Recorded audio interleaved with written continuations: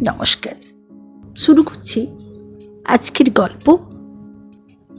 প্রখ্যাত সাহিত্যিক ঔপন্যাসিক শ্রী তারাশঙ্কর বন্দ্যোপাধ্যায়ের গল্প শ্মশান বৈরাগ্য। তারাশঙ্কর বন্দ্যোপাধ্যায় তার জীবনীতে লিখেছেন, তার রচনা সমগ্র কোনো বাস্তব কাহিনী বা চরিত্রের ভিত্তিতে লেখা। তার কাহিনী মূলত কাহিনী নয়। আরেকটি মৌলিকত্ব তার লেখায় এই যে তারাশঙ্কর বন্দ্যোপাধ্যায় তার অনেক রচনা প্রথমে গল্পাকারে প্রকাশ করেন, পরে তার ভিত্তিতে উপন্যাস বা নাটক রচনা করেছেন। উদাহরণ হিসেবে শ্মশানের পথে গল্পটি হয়েছে চৈতালি ঘূর্ণি উপন্যাস। রায়কমল ও মালাচন্দন দুটি পৃথক গল্প একত্র গ্রথিত করে হয়েছে রায়কমল উপন্যাস। কবি গল্পই পুনর্লিখিত আকারে হয়েছে কবি উপন্যাস।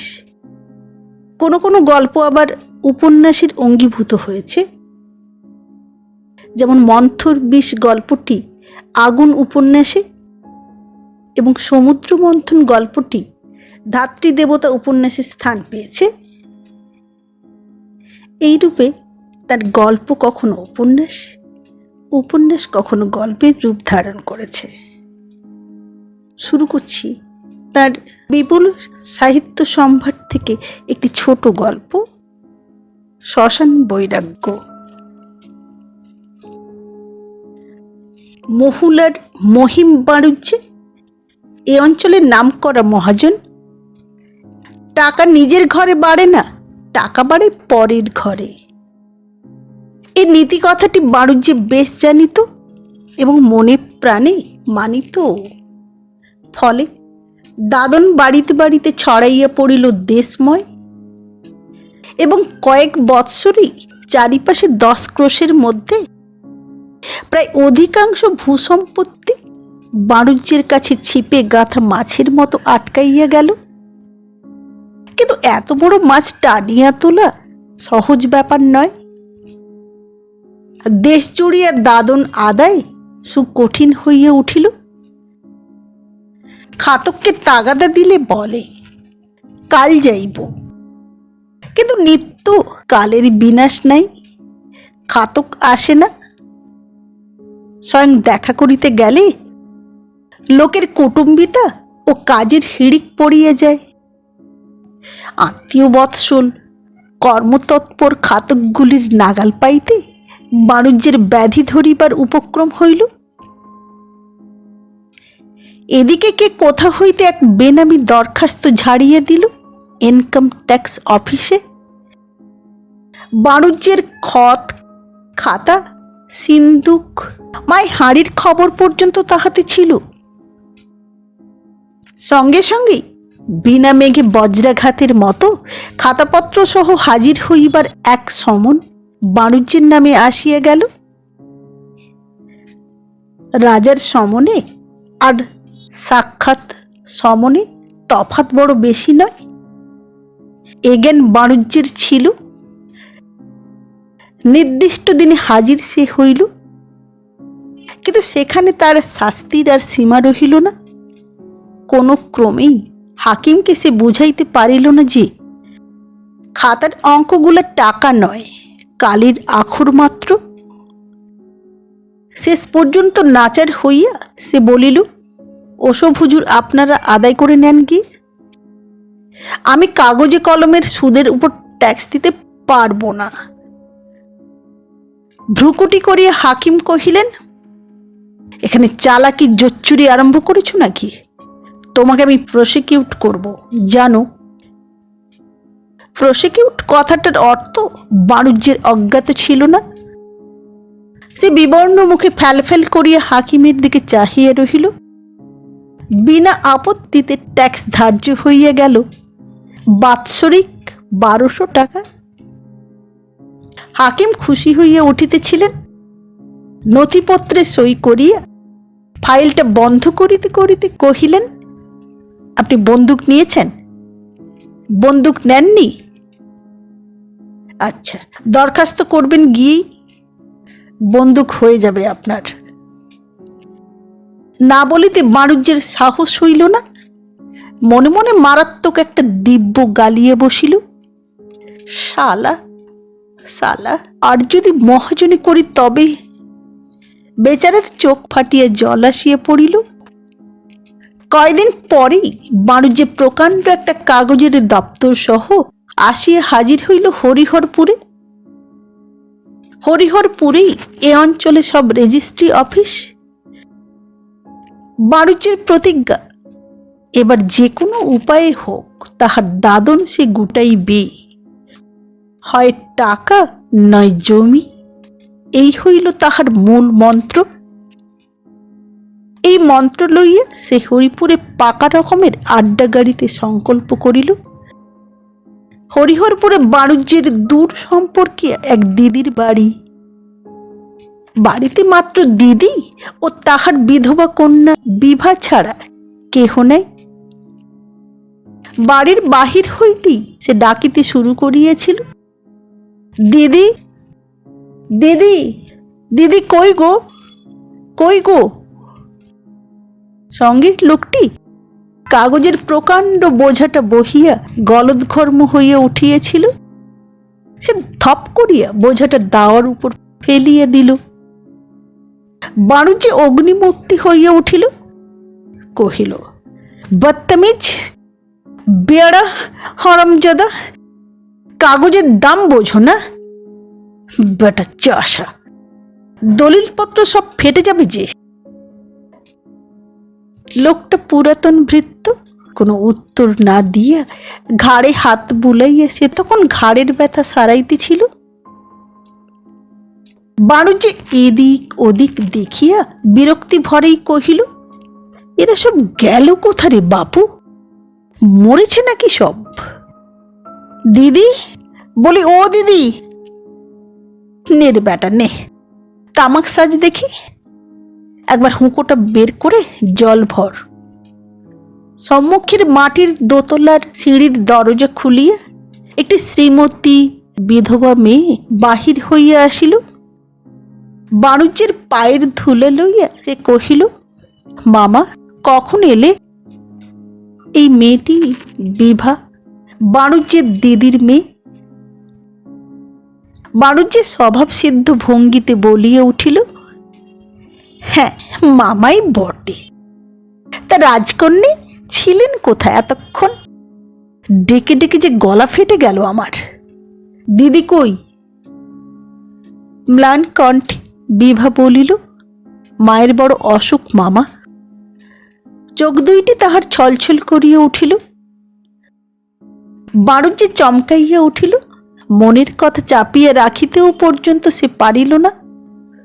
বলিয়া ফেলিল, এই নাও। আচ্ছা বিপদ বটে তো, আমি এলাম কোথা? তা না, যা কচু খেলে অসুখের হাঙ্গামায় এসে পড়লাম। বিভাই একটু লজ্জিত হইয়া পড়িল। কুণ্ঠিত মৃদু স্বরে সে বলিল, তা হোক না মামা, আমি তো রয়েছি, কোনো কষ্ট হবে না তোমার। বাণিজ্যের ধমক দিয়ে উঠিল চাকরকে, হ্যাঁ রে বেটা শুয়ার, হারামজাদা, ওরে উনুনে যে এখনো ধোঁয়া উঠছে, আর তুমি বেটা উল্লুক বসেছ টিকে পোড়াতে। বেরো বেটা, বেরো বেরো তুই বাড়ি থেকে খুনে। ঋণের দায়ে সব ঘুচিয়ে এখনো লবাবি গেল না তোমার। চ বেরো। চাকরটা বাণিজ্যকে গ্রাহ্য করিল না। সে টিকে পোড়াইয়া আগুন করিয়া হুঁকা কলিকাটা আগাইয়া দিল। এতক্ষণে মৃদুস্বরে কহিল, ও আগুনে জুত হবে না। হুঁকা টানিতে টানিতে বাণিজ্য উঠিয়া কহিল, ওরে বাইরের ঘরটায় কাগজগুলো রাখ, ঘরটা পরিষ্কার করে আমাদের তালাটা লাগিয়ে দে।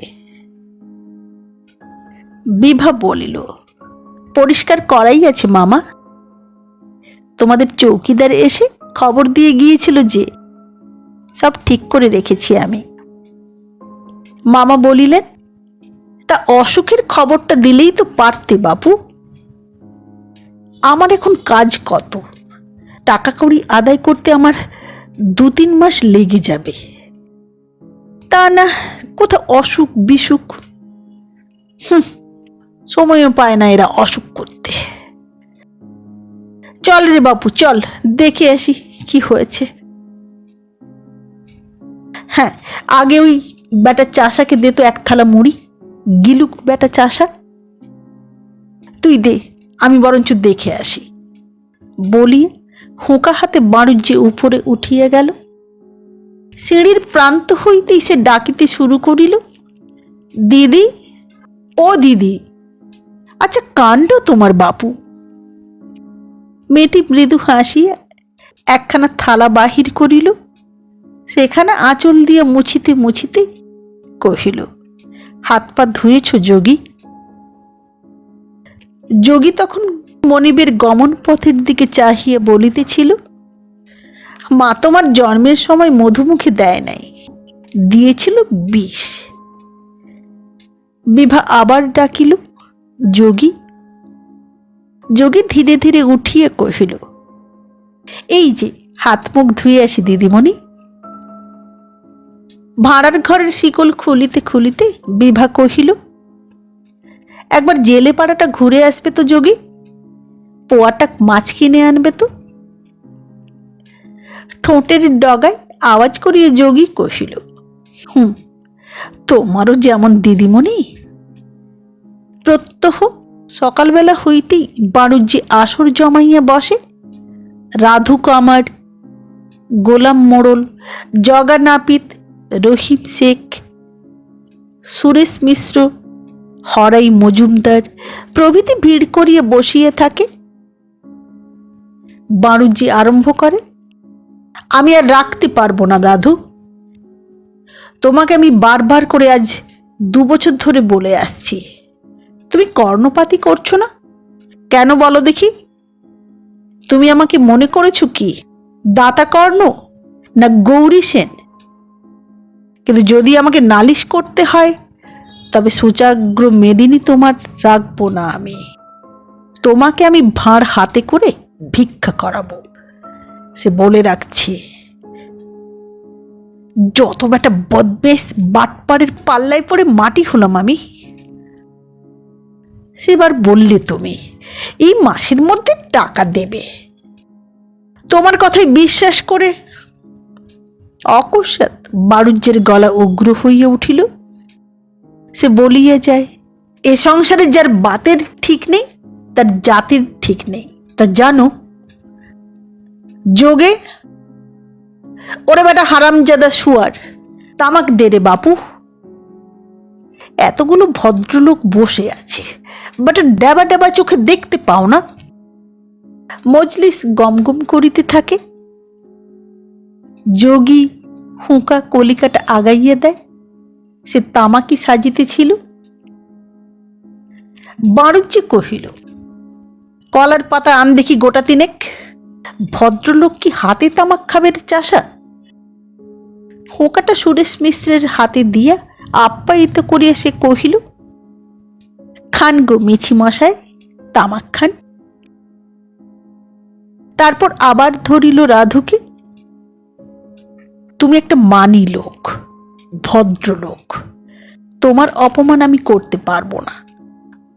নালিশ করে যে কাঠগড়ায় দাঁড় করাবো তোমাকে, সে আমা হতে হবে না। কিন্তু আমারও তো একটা ব্যবস্থা করতে হবে নাকি মেছি মশাই? সুরেশ তামাক টানিতে টানিতে কহিল, তা তো বটেই, আপনার পাওনা তো চোকাতে হবে, ন্যায্য টাকা। মিষ্টি কুলের আঁটি শুদ্ধ গিললে তো চলবে না।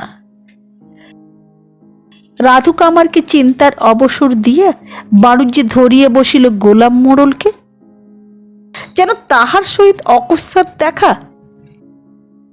এমনি ভঙ্গি করিয়া কহিল, ওই গোলাম মোড়ল যে হে? হ্যাঁ, এ কি ভাগ্যি আমার।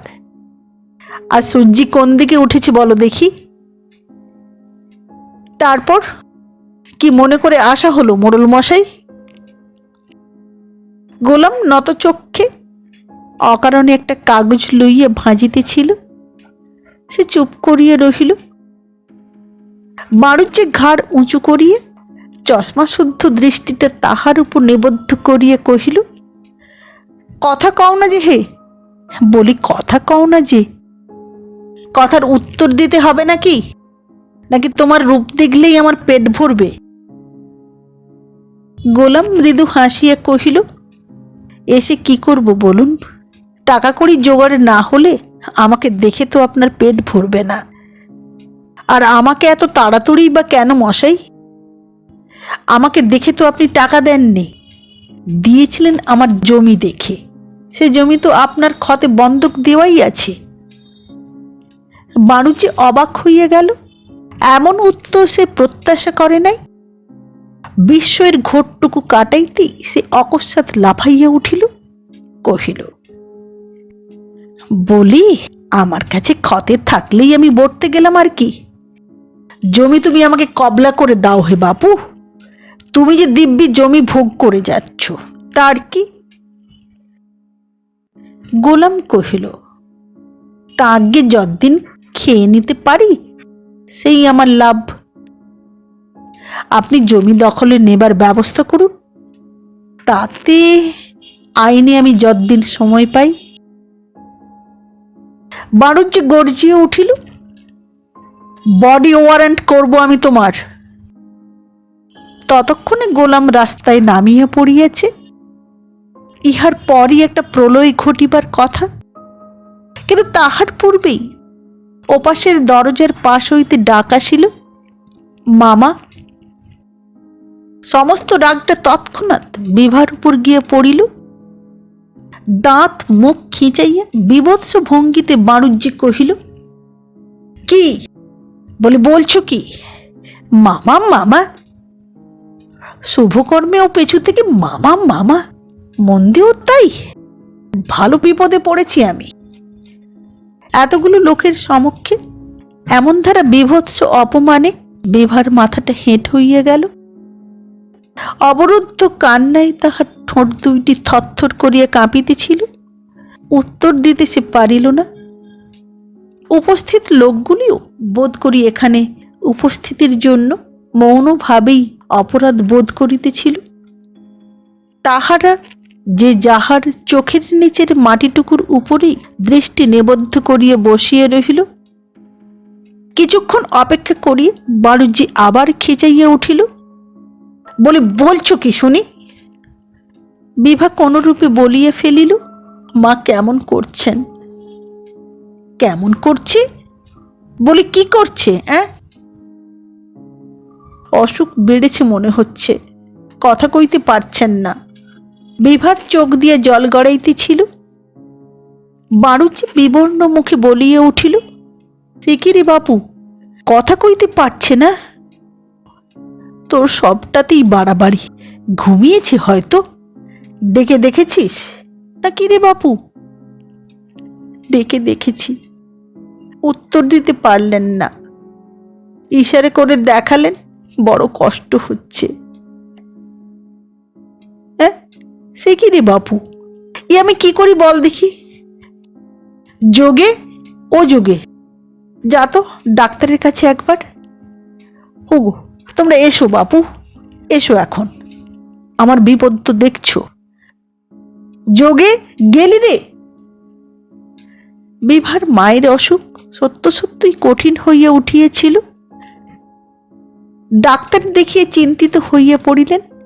কহিলেন, তাই তো, এই যে দেখছি নিউমোনিয়া, ডবল সাইড নিয়ে বসে আছে। বাণুজ্যে ডাক্তারের পাশে দাঁড়াইয়া মনের চাঞ্চল্যে ক্রমাগত দুলিতেছিল। সে মৃদু স্বরে বারবার প্রশ্ন করিতেছিল, হ্যাঁ ডাক্তার, হ্যাঁ বলি বাঁচবে তো? ও ডাক্তার, বলি বাঁচবে নাকি বলো না হে? ডাক্তার কহিল, বলা তো যায় না, অবস্থা বড় খারাপ হয়ে পড়েছে। এখন তাড়াতাড়ি ওষুধ আনতে লোক পাঠিয়ে দিন। বুকে দেবার জন্য 1 কৌটো অ্যান্টিফ্লোজেস্টিন। বাধা দিয়ে বাণুজ্যে বলিল, কেন? আমাদের মোশনের পুলটিস। ডাক্তার প্রতিবাদ করিয়া বলিল, মোশনের পুলটিসও ভালো জিনিস, কিন্তু এ অবস্থায় অ্যান্টিফ্লোজেস্টিন দেওয়াই ভালো। ঘরের ভিতর হইতে ডাক আসিল, মামা। দরজার গোড়ায় গিয়া মারুজ্জি কহিল, কি? 2টি টাকা হাতে দিয়া বিভা বলিল, ডাক্তারের ফি। মারুজ্জি বাহিরে আসিয়া ডাক্তারকে বলিল, এসো ডাক্তার, এসো। তাহলে ওষুধটা ভাই তাড়াতাড়ি দিও যেন। বাড়ির বাহিরে আসিয়া ডাক্তারের হাতে 1টি টাকা গুঁজিয়ে দিয়ে বলিল, কিছু বলতে পাবে না ভাই, বড় গরিব। আমাকে নিজের থেকে হে হে বুঝতেই তো পারছ। ডাক্তার আপত্তি করিল না, নমস্কার করিয়া বলিল, ওষুধের জন্য লোক পাঠিয়ে দেন, আর যদি দরকার হয় তবে আবার ডাকবেন আমায়, বুঝলেন? বাণুজ্য সবিনয়ে কহিল, মঙ্গল হবে ভাই, মঙ্গল হবে তোমার।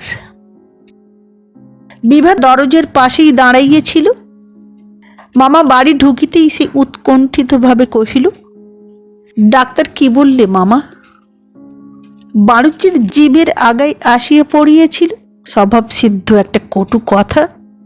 বলবে আবার কি? বলছিল আমার মাথা আর মুন্ডু সিঙে ফুঁকবে আর কি। কিন্তু বিভার মুখের দিকে চাহিয়ে সে কেমন হইয়া গেল। আশঙ্কায় তাহার মুখখানি ম্লান হইয়া গেছে। বড় বড় চোখ দুইটি আসন্ন অশ্রু ভারে ছলছল করিতেছিল। বাড়ুজ্যে চেষ্টা করিল স্বাভাবিকভাবে হুড়মুড় করিয়া একটা জবাব দিতে, কিন্তু তাও সে পারিল না। অবশেষে যাহা সে কহিল তাহা তাহার পক্ষে অতি অস্বাভাবিক। অতি মিষ্ট ভাষায় বলিয়া উঠিল, ভয় কি রে মা, আমি থাকতে? ভালো হয়ে যাবে দিদি। কেন, বুকে কি সর্দি বসে না কারুর? বিভা কিন্তু আকুল হইয়া উঠিল।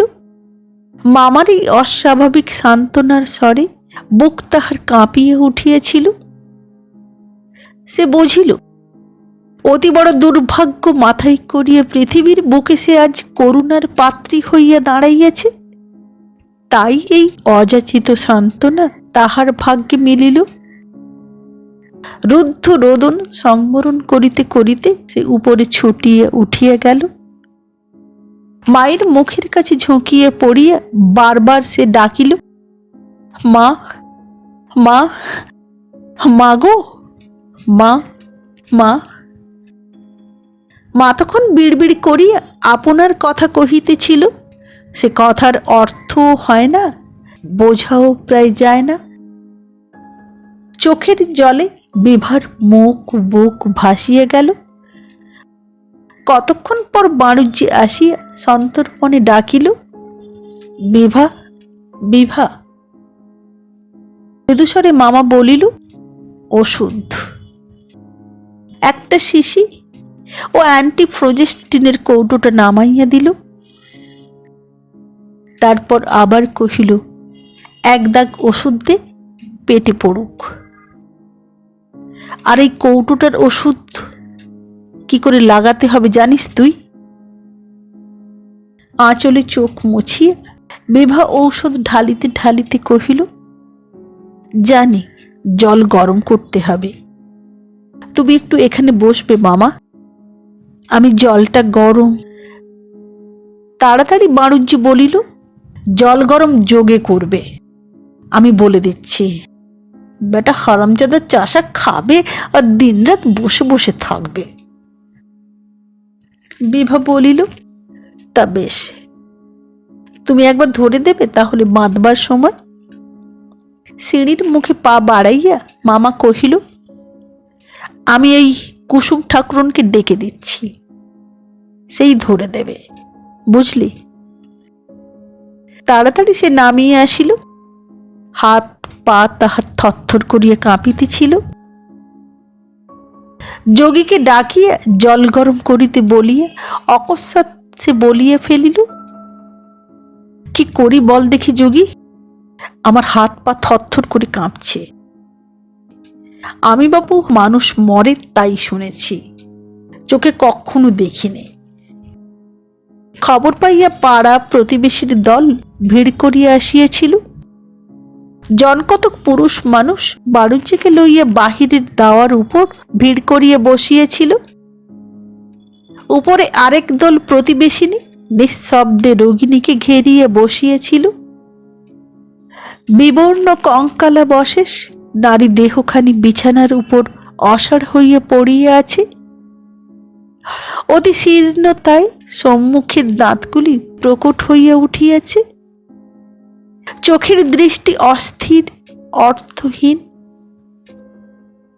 বিভা শুধু মৃদুরবে কাঁদিতেছিল, আর মাঝে মাঝে কাতর স্বরে সংজ্ঞাহীনা মাকে প্রশ্ন করিতেছিল, মা, মা, কোথা চললে মা, মাগো। বর্ষীয়সী মেয়েদের মধ্যে সরকার গিন্নি একটা দীর্ঘশ্বাস ফেলিয়ে বলিলেন, আর কোথা চলবে মা, মা চলেছে পথে মা, উপায় কি মা, এ এড়াবার তো পথ নেই, থাকলে কি মানুষ ছাড়ত। কুসুম ঠাকুরুন চোখ মুছিয়া কহিলেন, আহা, কি যে তোর হলো মা। নিদারুণ আক্ষেপ সহকারে শ্যামা পিসি কহিলেন, হে, তাহলে কি মানুষ ছাড়ত, ছাড়ত না, ছাড়ত না। মানুষের বেঁচে আশ মেটে না।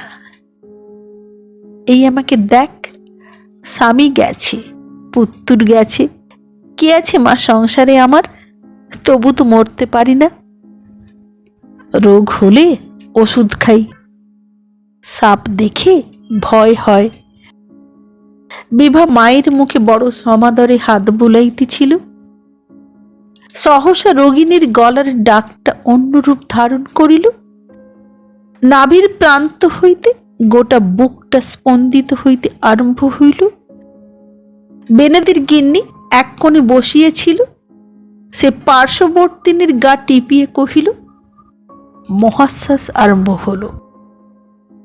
পার্শ্ববর্তিনী মনোযোগ সহকারে দেখিতেছিল। সে কহিল, না না, দেখো ভালো করে তুমি। সরকার গিন্নি মৃদু গম্ভীর স্বরে বলিলেন, দাও মা বিভা, মায়ের মুখে দুধ গঙ্গাজল দাও। কেঁদো না মা, কেঁদো না, এ সময় সন্তানের যা কাজ তাই করো। তারপর কাঁদবে বই কি, গোটা জীবনই যে তোমার কাঁদবার জন্য রইল। টপ টপ করিয়া কয় ফোঁটা জল সরকার গিন্নির গাল বাহিয়া ঝরিয়ে পড়িল। বাহিরের ঘরে বাণুজ্যে চুপ করিয়া বসিয়াছিল। উপস্থিত ভদ্রলোকের একজন বলিলেন, একবার দেখে এলে না কেন মহিম। বাণুজ্যে চমকিয়া উঠিল। এরূপ আদেশ সে প্রত্যাশা করে নাই। কহিল, আমাকে বলছেন? হ্যাঁ, তুমি বই আর কে আছে বলো। সকাতর ব্যগ্রতায় বাণুজ্যে বলিয়া উঠিল, আপনারা আছেন। কে আছেন বলছেন কেন? তা বটে, সে 100 বার। মানুষ ছাড়া মানুষের কে আছে বলো? তবে তোমার সঙ্গে রক্তের সম্বন্ধ। বাণুজ্যকে আর দেখিতে হইল না। বিভার মর্মভেদী আর্তনাদ ধ্বনিত হইয়া উঠিল, মা, মা কোথায় গেলে গো মা, মা, মা কোথায় গেলে গো মা। বাণুজ্য ব্যাকুল ভাবে বলিয়া উঠিল, যা হয়ে গেল। নেমেষে মৃত্যুর অনিবার্যতা সকলের কাছেই সুপ্রত্যক্ষ হইয়া উঠিল। একজন গভীর একটা দীর্ঘ নিঃশ্বাস ফেলিয়া একান্ত আন্তরিকতার সহিত বলিয়া উঠিল, এই মানুষের জীবন। একজন বলিল, পদ্মপত্রে জল রে ভাই, এই আছে এই নাই। মনের চিন্তা এমন ক্ষেত্রে গোপন থাকে না। একজন বলিয়া ফেলিল, কোথায় যে যায় মানুষ। ওই চিন্তাটাই বোধহয় সকলকে পাইয়া বসিল। সকলেই নীরব হইয়া গেল। অকস্মাৎ একজন কহিল, এই কদিনের জন্য মানুষ মারামারি, কাটাকাটি, ঝগড়াঝাটি, আমার ঘর, আমার দূর, আমার ছেলে, কতই না করে। সুগভীর দীর্ঘ নিঃশ্বাস ফেলিয়া একজন বলিয়া উঠিল, হরি বল, হরি বল। বৃদ্ধ একজন বলিলেন, ওই সত্যি রে ভাই, হরিনামই সত্য। হরি বল, হরি বল। আবার কিছুক্ষণ সব নীরব। বোধহয় ওই নামটাকেই জড়াইয়া ধরিতে সকলে চেষ্টা করিতেছিল, কিন্তু ধরা যায় না। একজন বলিয়া উঠিল, এদিকে জোগাড় করুন সব, বেলাও যে আর বেশি নেই। বাড়ুচি জোর হাত করিয়া বলিল, যা করতে হয় করুন আপনারা, আমি তো বিদেশি, আর ওরা তো আপনাদেরই চিরকালের আশ্রিত। যা যা কিনতে কাটতে হবে সেগুলো সব, তারপর বাঁশ, কাঠ। বাড়ুজি বলিয়া উঠিল, যা লাগবে বলুন, আমি টাকা দিচ্ছি। আমি তো রয়েছি, আমারই তো দিদি, আমারই দিদি। 100 বার, 100 বার। লোকে আত্মীয় বন্ধু কামনা করে কেন তবে?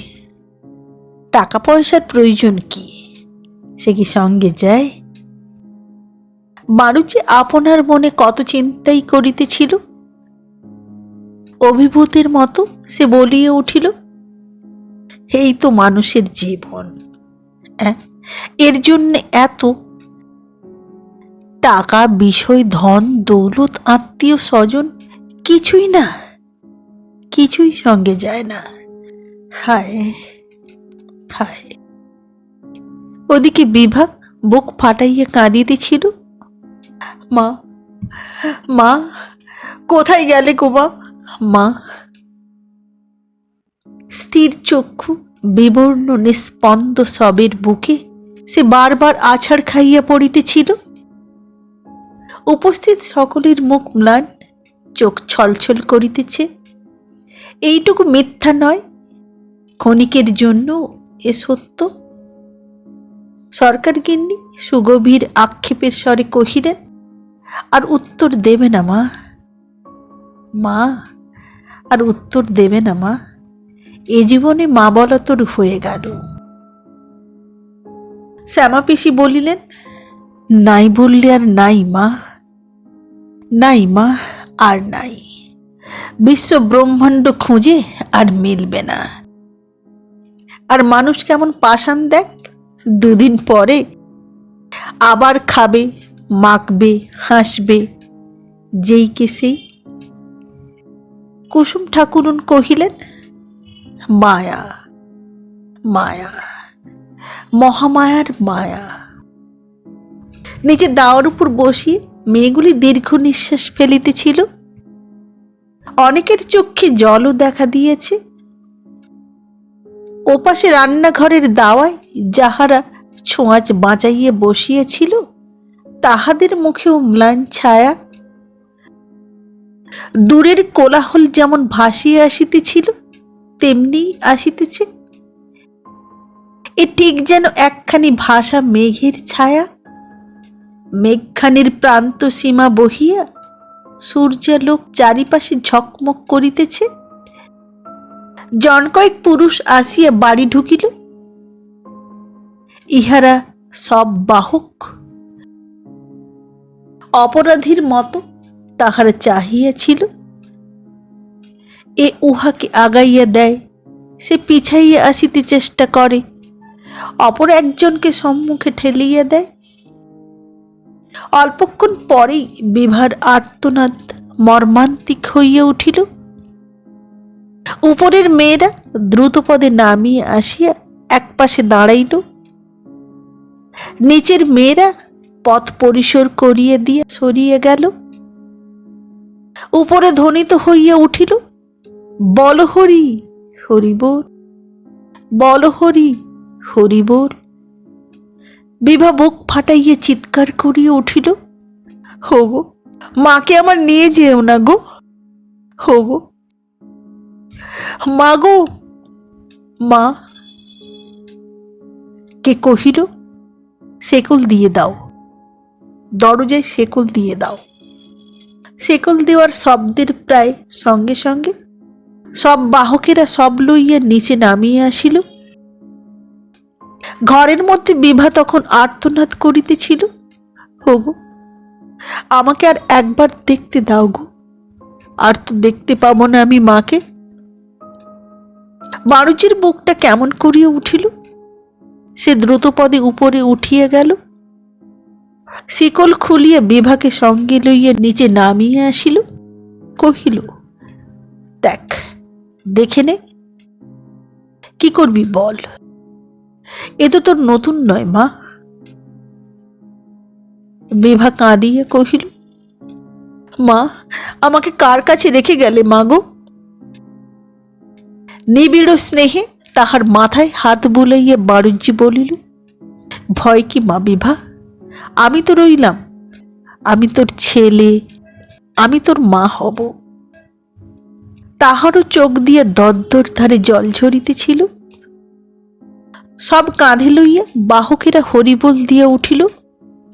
সমবেত সকলেই বলিয়া উঠিল, বল হরি হরি বল, বল হরি হরি বল। একজন বাহক কহিল, বাড়ুজ্জে, জিনিসপত্র সব নিয়ে এসো। অপর একজন মনে করাইয়া দিল, পাঁজির পাতা এনো, মন্তর আছে যে পাতায়। কাঠ নিয়েছ, খড়, আমাদের কাপড় আর জলখাবার।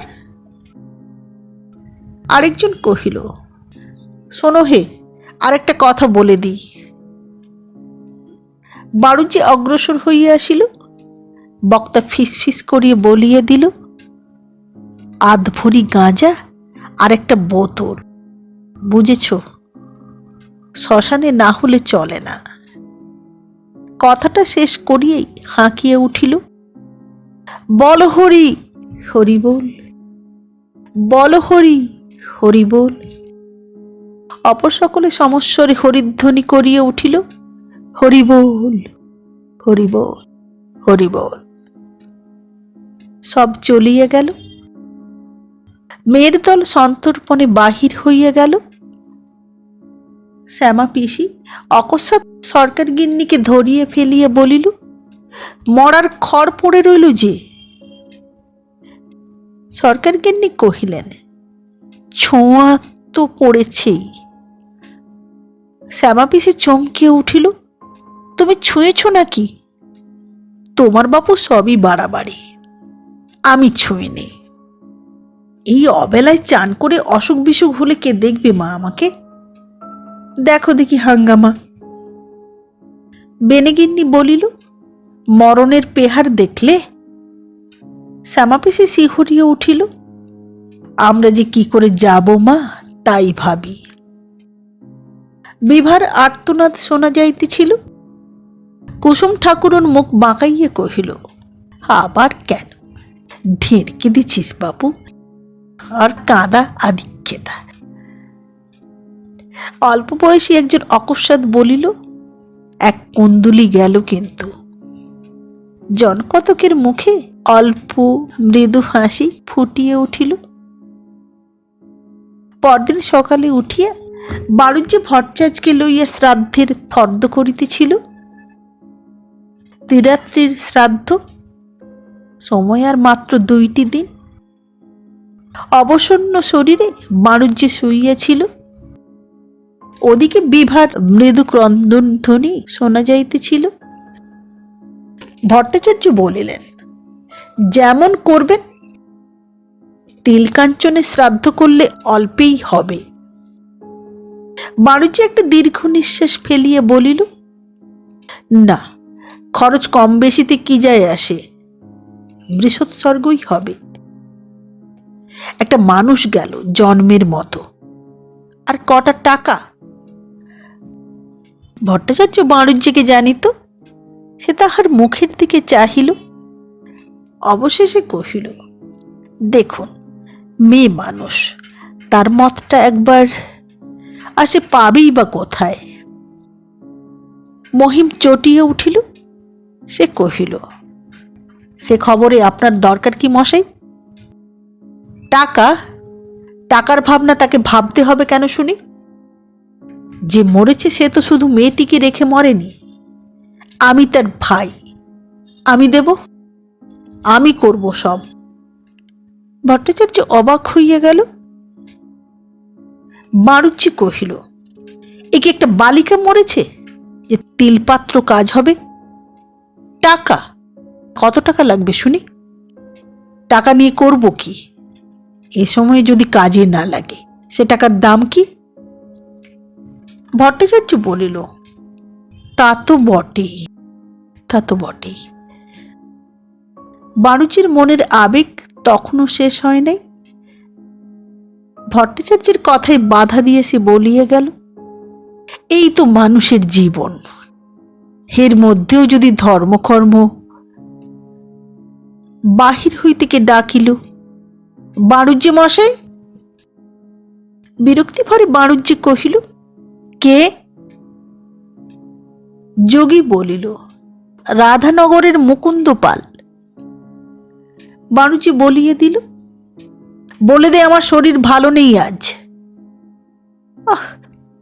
লোকেও যে দুদিন অবসর দেবে না, সেই পঙ্কে টেনে ফেলবে। তবুও মুকুন্দ ঘরে আসিয়া বসিল, কহিল, আমার কাজটা। এত রকম বাধা দিয়া বাণুজ্যে বলিল, গতকাল আমার দিদি মারা গেলেন বাপু, কথাবার্তা কইবার মতো মনের অবস্থা নয় আমার আজ। আজ এসো তুমি।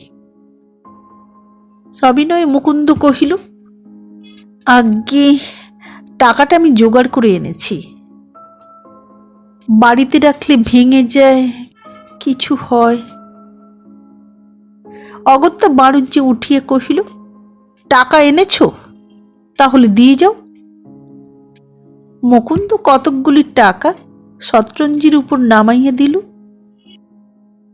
টাকাগুলি না গুনিয়া বাণুজ্যে মুকুন্দের মুখের দিকে চাহিয়া কিছুক্ষণ পরে বলিল, আর? বাণুজ্যের পা দুইটি জড়াইয়া মুকুন্দ কহিল, 50 টাকা আর দিতে পারবো না, এই নিয়ে আমাকে রেহাই দিতে হবে। যোগী ভট্টাচার্যকে একান্তে প্রশ্ন করিল, আচ্ছা ভট্টাচার্য মশাই, মরবার আগে শুনেছি নাকি মানুষের মতিগতি সব পাল্টিয়ে যায়, এ কি সত্যি? ভট্টাচার্য কহিল, কত রকম হয়, কত লোকের নাক বেঁকে যায়, কেউ অরুন্ধতী দেখতে পায় না, কেউ চোখের নীল তারা দেখতে পায় না, আরো কত লক্ষণ আছে। শ্রাদ্ধ শান্তি সমারোহের সহিতই হইয়া গেল। বাণুজ্যের সুযশে গ্রামখানা ভরিয়া গেল। শত্রুতেও সবিস্ময়ে কহিল, ব্যবহার না করলে মানুষ চেনা যায় না। এই তো মহিম বাণুজ্যের নাম সকালে কেউ করত না, তার কাজ দেখো। দিন যায়, ক্রমশ আবার বাণুজ্যের মজলিস জমিয়ে ওঠে, কিন্তু কে জানে কেন অতিমাত্রায় সে রুক্ষ হইয়া উঠিয়াছে। সেদিন জগাই মজুমদার 10টি টাকা কম দিয়ে কহিল, আর আমি পারবো না ভাই, এতেই আমাকে মাপ দিতে হবে, ভিক্ষে চাইছি আমি। সকাতরে সে বাণুজ্যের হাতটি জড়াইয়া ধরিল। অতি রূঢ় ভাবে বাণুজ্যে হাতখানা টানিয়া লইল। টাকাগুলো ঝনঝন শব্দে ঘরময় ছড়াইয়া পড়িল। বিকৃত ভঙ্গিতে ব্যঙ্গ করিয়া কহিল, এতেই আমাকে মাপ দিতে হবে। মাইরি আর কি? কেন কেন 10 টাকা কম নেব কেন আমি শুনি? আমি কি মাগনা চাইছি না ভিক্ষে চাইছি হে বাপু? ওসব হবে না, এক কপর্দক আমি ছাড়বো না। বলিয়ে সে নিজেই আবার টাকাগুলি কুড়াইয়া লইল। অপমানে ক্ষোভে মজুমদারের চোখ ফাটিয়া মোহ মোহ জল আসিতেছিল। সর্বংসহা ধরিত্রীর বুকের দিকে চাহিয়া সে আত্মসংবরণের চেষ্টা করিতেছিল। বাড়ুজ্যে খতনামা বাহির করিয়ে দিয়ে কহিল, উসুল দিয়ে দিন পিঠে, 10 টাকা বাকি থাকছে, টাকা দিয়ে খত নিয়ে যাবেন। মজলিস ক্রমে ক্রমে চুকিয়ে গেল। কাগজপত্র গোটাইয়া রাখিয়া বাড়ুজ্যে শতরঞ্জির উপর শুইয়া পড়িল। অকস্মাৎ আবার উঠিল, একখানা কাগজ টানিয়া লইয়া আবার দেখিতে বসিল। যোগীকে ডাকিয়া বলিল, তামাক দে তো যোগে। ফর্দখানা বিভার মায়ের শ্রাদ্ধের। সমস্ত অঙ্ক যোগ করিয়া পরিশেষে সর্বমোট খরচের দিকে চাহিয়াছিল, যে অঙ্কটার পরিমাণ হইতেছে 550 টাকা কয়েক আনা। যোগী হুঁকা কলিকা আগাইয়া দিল। হুঁকাটা লইয়া একটা দীর্ঘ নিঃশ্বাস ফেলিয়া বাড়ুজ্যে কহিল, ঘাড়ে ভূত চেপেছিল আমার, অনর্থক এই 500 টাকা। যোগী চুপ করিয়া রহিল। বাড়ুজ্যে আবার কহিল, এদের খেয়েছি আর কত, জোর না হয় 10-15 টাকা। তুই তো আমাকে কিছু বললি না যোগী, কি যে তখন হলো আমার। হুঁকাটা কয়েকটা টান দিয়া আবার কহিল, তুই একবার বলিস কেন যোগী বিভাকে, ওদের গয়না টয়নাও তো আছে, সব আমাকে লাগানো কি। একবার রাধানগরের মুকুন্দকে ডাকবি তো, বেটার কাছে 50 টাকা পেতে হবে এখনো। ভিতরের পাশের দরজার কাছে কিসের শব্দ শুনিয়া বাড়ুজ্যে চুপ করিয়া গেল। বিভা ডাকিল, মামা খাবে এসো। রাত্রে বাড়ুজ্যের আসনের সম্মুখে ভাতের থালা নামাইয়া দিয়া বিভা কহিল, মামা। বিরক্তিপূর্ণ স্বরে বাড়ুজ্যে কহিল, কি? কোনো মতেই সে এই হতভাগ্য মেয়েটাকে ক্ষমা করিতে পারিতেছিল না। বিভা কহিল, মা তার শ্রাদ্ধের জন্য কখানা গহনা রেখেছিলেন, সে কখানা তো তাঁরই শ্রাদ্ধে দিতে হয়। মামা, এ কখানা বেঁচে যা হয়। ছোট একটি পটুলি কাপড়ের আঁচল হইতে বাহির করিয়া সে সম্মুখে নামাইয়া দিল। বাড়ুজ্যে তাড়াতাড়ি বাঁ হাতে তুলিয়া সেটার ওজন অনুমান করিয়াই খুশি না হইয়া পারিল না। ওপাশের বারান্দায় বিভা যোগীকে ভাত দিতেছিল। যোগী মৃদুস্বরে কহিল, কি ছেলে মানুষই করলে দিদিমণি। বিভা কোনো উত্তর দিল না, শুধু একটা সকরুণ হাসি তাহার অধরে ফুটিয়ে উঠিল। যোগী কহিল, শোক চিরদিন থাকে না দিদিমণি। নমস্কার। শ্মশান বৈরাগ্য গল্পটি পাঠ করে শোনালাম। পরিবেশনকালীন ভুল ত্রুটি নিজ গুণে ক্ষমা করবেন। আবার দেখা হবে আগামী পর্বে একটি নতুন গল্প। আজকের মতো নমস্কার।